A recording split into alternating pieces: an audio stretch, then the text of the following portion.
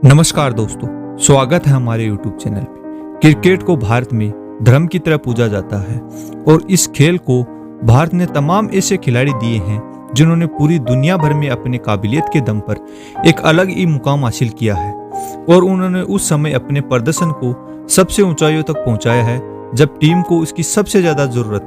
आज हम ऐसे ही एक खिलाड़ी की बात करने वाले हैं जिसने अपने भारत को 2 विश्व कप जिताने में अहम योगदान दिया, लेकिन उसे वह सम्मान नहीं मिल सका जिसका वह हकदार था।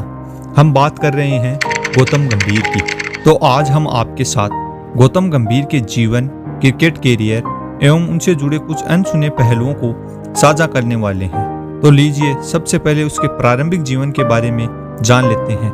गौतम गंभीर का जन्म 14 अक्टूबर 1981 को दिल्ली में हुआ था। उसके पिता का नाम दीपक गंभीर तथा माता का नाम सीमा गंभीर है। गौतम गंभीर के पिताजी बिजनेसमैन हैं तथा माताजी हाउसवाइफ है। गौतम गंभीर के एक छोटी बहन है जिसका नाम एकता गंभीर है। आपको जानकर यह हैरानी होगी कि गौतम गंभीर के जन्म के मात्र 18 दिन बाद ही उसके नाना नानी उन्हें अपने साथ ले गए और उन्होंने पालन पोषण किया। गंभीर को बचपन से ही क्रिकेट खेलने का बहुत शौक था। मात्र 10 साल की छोटी सी उम्र में ही क्रिकेट खेलना शुरू कर दिया था। गंभीर अपनी स्कूली शिक्षा मॉडर्न स्कूल नई दिल्ली से प्राप्त की। गंभीर के मामा ने उसे क्रिकेट के गुर सीखने के लिए दिल्ली के लाल बहादुर एकेडमी में भर्ती करवाया, जहां कोच संजय भारद्वाज और राजू टंडन ने प्रशिक्षित किया। गौतम गंभीर अपने मामा को ही अपना गुरु मानते हैं। गौतम का घरेलू क्रिकेट कैरियर साल 1999 में शुरू हुआ। उसका सिलेक्शन दिल्ली के रणजी टीम में हुआ, लेकिन उसके जबरदस्त प्रदर्शन पर सभी की नजर साल 2002 में पड़ी जब उसने लगातार 2 दोहरे शतक लगाए। इसके बाद एक दोहरा शतक तो जिम्बाब्वे के खिलाफ लगाया। इसके बाद चयनकर्ताओं ने साल 2003 में उन्हें भारतीय टीम में जगह दी, लेकिन वह दौर था जब भारतीय टीम में सचिन तेंदुलकर, सौरभ गांगुली और वीरेंद्र सहवाग के रूप में 3 ओपनर बल्लेबाज पहले से ही मौजूद थे। ऐसे में एक ओपनर बल्लेबाज के रूप में टीम में जगह बनाना गंभीर के लिए सबसे बड़ी चुनौती थी। लेकिन गंभीर को मालूम था कि क्रिकेट की दुनिया में चमकता सितारा बनना है तो उन्हें इन तीनों के बीच में ही अपनी जगह बनानी होगी और प्रदर्शन करना होगा। लेकिन जिस सीरीज में गंभीर को पहली बार मौका दिया गया उसमें सचिन नहीं खेल रहे थे, इसलिए गंभीर को सहवाग के साथ ओपनिंग की जिम्मेदारी दी।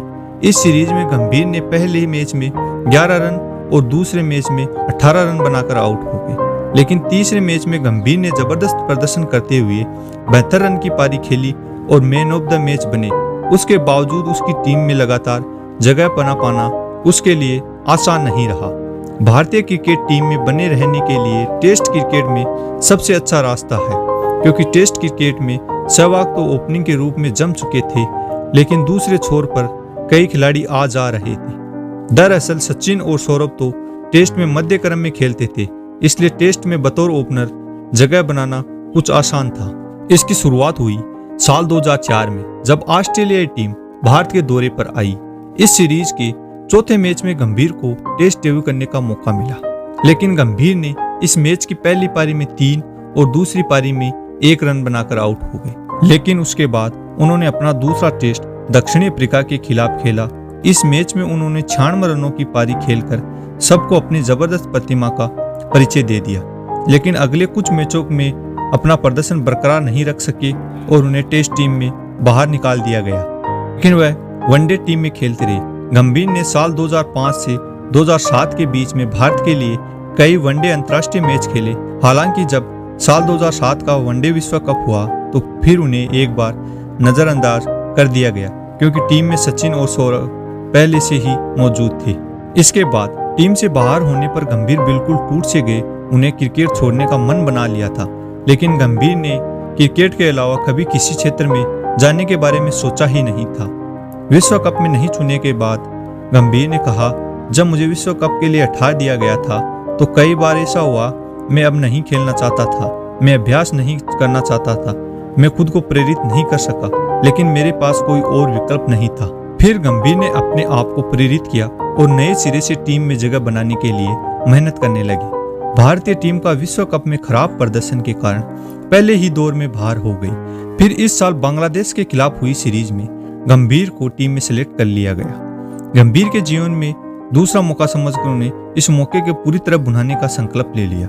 इस सीरीज में गंभीर ने शतक जड़कर अपने आलोचकों को करारा जवाब दिया। फिर गंभीर ने पीछे मुड़कर कभी नहीं देखा और क्रिकेट की नई ऊंचाइयों को छूने लगा।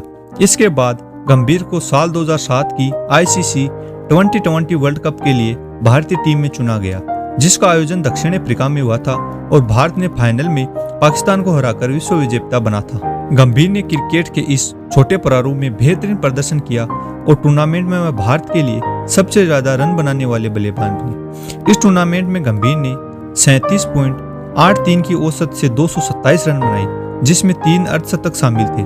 फाइनल में पाकिस्तान के खिलाफ उन्होंने कभी ना भूलने वाली 54 गेंदों में 75 रन की महत्वपूर्ण पारी खेली और भारत को T20 का पहला विश्व विजेता बनाने में अहम योगदान दिया। उसके बाद गंभीर भारतीय टीम के नियमित सदस्य बन गए। सहवाग के साथ गंभीर की ओपनिंग जोड़ी टेस्ट क्रिकेट में बेहद सफल साबित हुई। इन दोनों ने 11 शतकीय और 25 अर्धशतकीय साझेदारी हुई। फिर साल 2008 में कंधे की चोट के कारण गंभीर को ऑस्ट्रेलिया टेस्ट सीरीज से बाहर होना पड़ा। साल 2007-8 की CB सीरीज में उन्होंने श्रीलंका के खिलाफ गाबा में नाबाद 102 रन बनाए, जो बारिश के कारण मैच धुल गया था। उसके 3 सप्ताह बाद सिडनी में उन्होंने ऑस्ट्रेलिया के खिलाफ 119 गेंदों में अपने कैरियर की सर्वश्रेष्ठ पारी 113 रन की खेली, जो एक हाई स्कोरिंग मैच था जिसमें भारत को 18 रन से हार का सामना करना पड़ा। गंभीर ने CB सीरीज में 440 रन बनाकर सीरीज के टॉप स्कोरर रहे।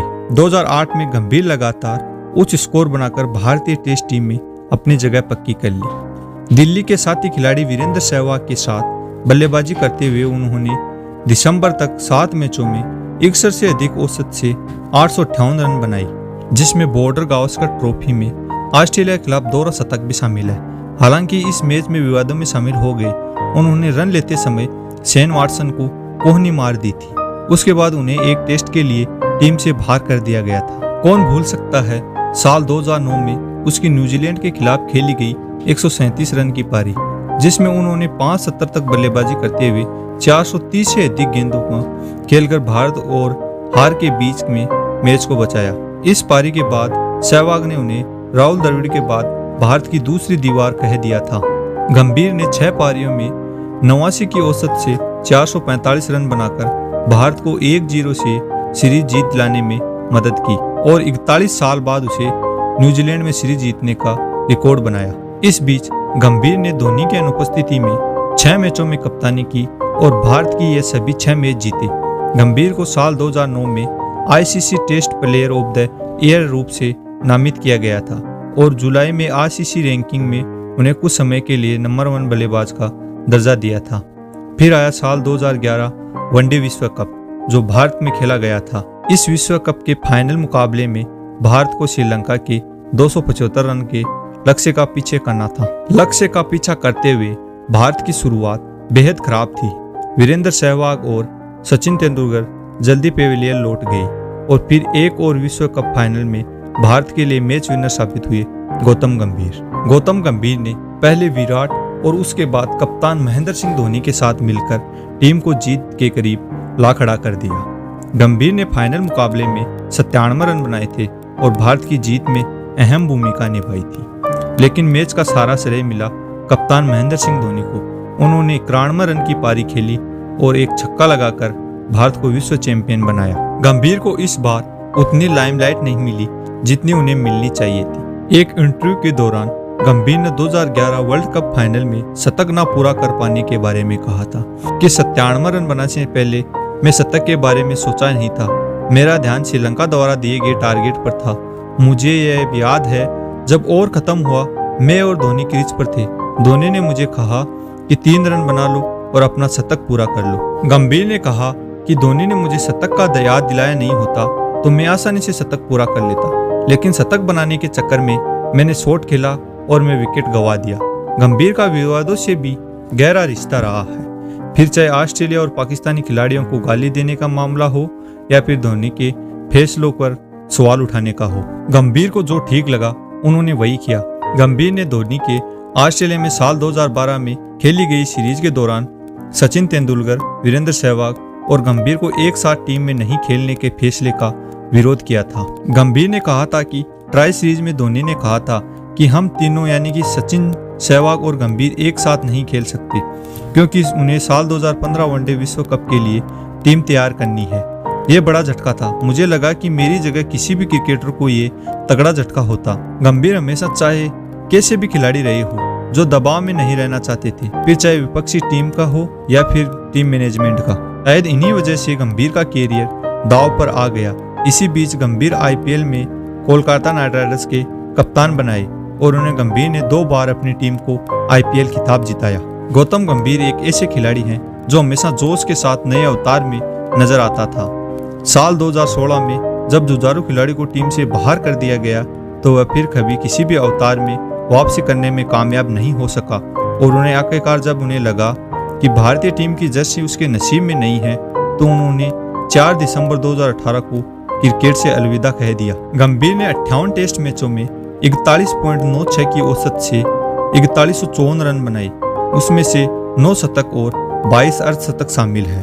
उसका टेस्ट में टॉप स्कोर 206 रन है। वहीं उन्होंने 147 पारियों में 38.16 की औसत से 11 शतक और 34 अर्धशतक की मदद से 5238 रन बनाए। उसका वनडे में नाबाद 150 टॉप स्कोर है। यही नहीं, गंभीर ने T20 अंतर्राष्ट्रीय मैचों में भी अपनी छाप छोड़ी। उन्होंने 37 मैचों में 7 अर्धशतक की मदद से 932 रन बनाए, जिसमें से उसका औसत 27.41 था तथा टॉप स्कोर 75 रन है। लेकिन गंभीर तो गंभीर है, आखिर उन्हें नए अवतार में तो आना ही था। क्रिकेट ना सही तो किसी न किसी रूप में। क्रिकेट से संन्यास लेने के बाद गौतम गंभीर राजनीति में आ गए। 22 मार्च 2019 को केंद्रीय मंत्री अरुण जेटली व रविशंकर प्रसाद की उपस्थिति में भारतीय जनता पार्टी में शामिल हो गए। साल 2019 के लोकसभा चुनाव में पूर्वी दिल्ली से चुनाव लड़कर सांसद बन गए। गंभीर ने कोविड-19 महामारी के दौरान सांसद के तौर पर अपने 2 साल का वेतन दान कर दिया। फिर 22 मार्च 2024 को उन्होंने राजनीति और भारतीय जनता पार्टी से अपना पद से इस्तीफा देने की घोषणा कर दी। भारत सरकार द्वारा गौतम गंभीर को साल 2008 में अर्जुन पुरस्कार से सम्मानित किया गया तथा साल 2019 में उन्हें पद्म श्री पुरस्कार से नवाजा जा चुका है। गौतम गंभीर ने अक्टूबर 2011 में नताशा जैन से शादी की, जो एक प्रमुख व्यावसायिक परिवार से है। गौतम गंभीर वर्तमान में दिल्ली के राजेंद्र नगर में रहते हैं। गौतम गंभीर एक फाउंडेशन चलाते हैं जिसमें वह जरूरतमंदों की मदद करते हैं। गौतम गंभीर फाउंडेशन ने समाज की भूख को कुपोषण मिटाने के उद्देश्य से 24 दिसंबर 2020 को दिल्ली में एक पहली एक आशा जन रसोई शुरू की, जिसमें जरूरतमंदों को सिर्फ ₹1 में भोजन उपलब्ध कराती है। फिर साल 2024 में गौतम गंभीर ने क्रिकेट की दुनिया में फिर अपना कदम रखा और आईपीएल के कोलकाता नाइट राइडर्स में मेंटर के रूप में वापसी हुई। 9 जुलाई 2024 को राहुल द्रविड़ की जगह गौतम गंभीर को भारतीय पुरुष क्रिकेट टीम के नए कोच बनाए गए। गौतम गंभीर एक बहुत ही संघर्षशील इंसान है। हम आशा करते हैं कि गौतम गंभीर जीवन में ही ऐसे आगे बढ़ते रहे और जरूरतमंद लोगों की सेवा करते रहे।